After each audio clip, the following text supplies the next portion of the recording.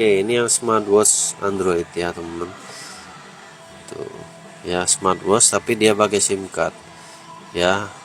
Tuh, ini SIM cardnya masuk dari sini. Nanti teman-teman dapat obeng sama dapat baut cadangan ya, sama dapat baut cadangan. Layarnya udah AMOLED ya teman-teman. Tuh, ini ada mobile datanya, cuma saya belum beli paketan data ya. Udah bisa wifi, bisa tethering juga ya.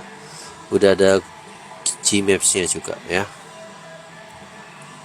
Tuh, ini fitur-fiturnya ya teman-teman. Dari G15 Pro udah ada Gmaps ya, terus ada fitur olahraganya.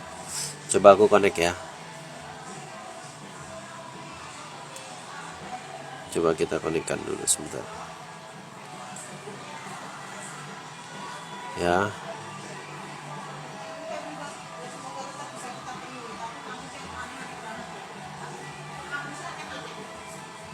Bentar ya teman-teman.